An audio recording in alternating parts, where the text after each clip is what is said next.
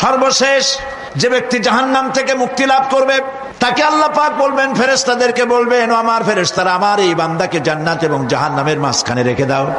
জান্নাত এবং জাহান্নামের মাঝখানে লোকটি যখন থাকার জায়গা পাবে, সে জান্নাতের দিকে তাকায়া দেখবে আর কাঁদতে থাকবে।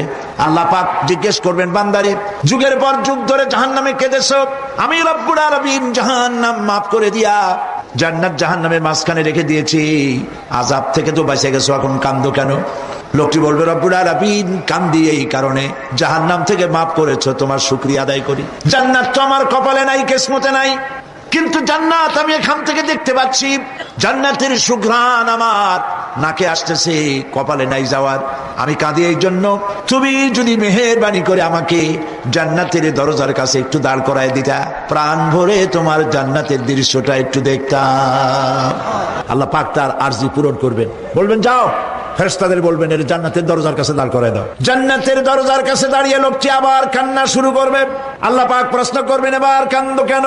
লোকটি বলবে, রব্বুল আলামিন কান্দি এই কারণে, জান্নাতের এই দরজায় দাঁড়ায়া জান্নাতের অফুরন্ত নেয়ামত কিছুই ভালো করে দেখা যায় না, শুধু অল্প জায়গা দেখি।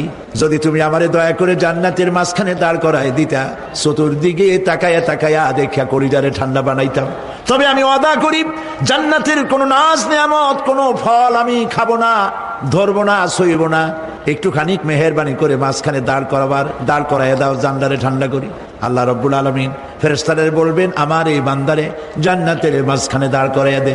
আল্লাহর নবী বলেন, জান্নাতের মাঝখানে দাঁড়িয়ে লোকটি আগের চাইতে আরো জোরে চিৎকার মেরে কাঁদতে থাকবে।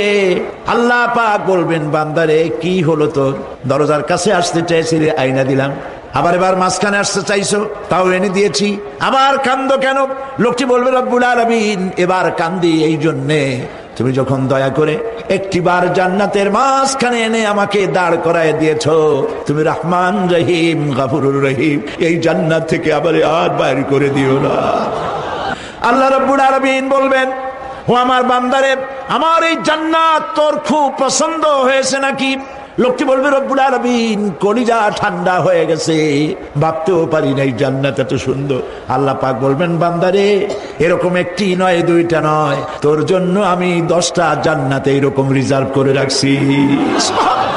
জান্নাতীদেরকে রিসিপশন দেওয়া হবে।